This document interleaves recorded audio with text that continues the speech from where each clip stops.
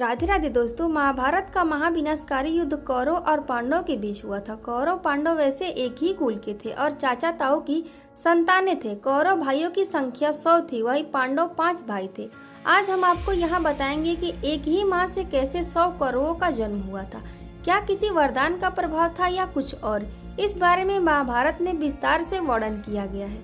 कौरव हस्तिनापुर के राजा धृष्टराज के पुत्र थे। उनकी मां गांधारी थी। दरअसल धृष्टराज और गांधारी के काफी समय तक संतानें नहीं हुई थी। तब गांधारी ने ऋषि वेद व्यास जी का सत्कार कर उन्हें प्रसन्न किया। वेद व्यास जी ने उन्हें 100 पुत्रों की मां होने का आशीर्वाद दिया। समय आने पर गांधारी को गर्भ ठहरा। ऐसा उल्लेख है कि गांधारी 9 महीने की बजाय 2 साल तक गर्भवती रही।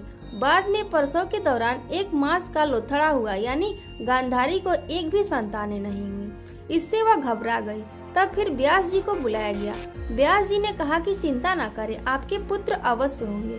उन्होंने कहा कि मांस के लोथड़े को 101 हिस्सों में विभाजित कर प्रत्येक टुकड़े को अलग अलग घड़ों में रखे और उनमें घी भर दे।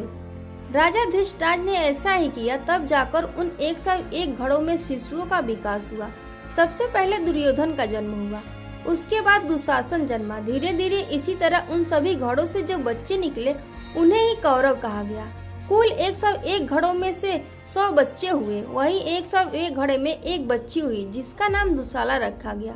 वह 100 कौरवों की अकेली बहन थी। इस प्रकार गांधारी ने 100 कौरवों समेत एक कन्या को भी जन्म दिया। कहा जाता है कि महाभारत के युद्ध कौरव और पांडवों के बीच जमीन के एक टुकड़े को लेकर हुआ था। इस भीषण युद्ध में कौरव की बहन दुशाला के पति सिंध नरेश जयद्रथ समेत सभी कौरव मारे गए थे और पांडवों की विजय हुई थी।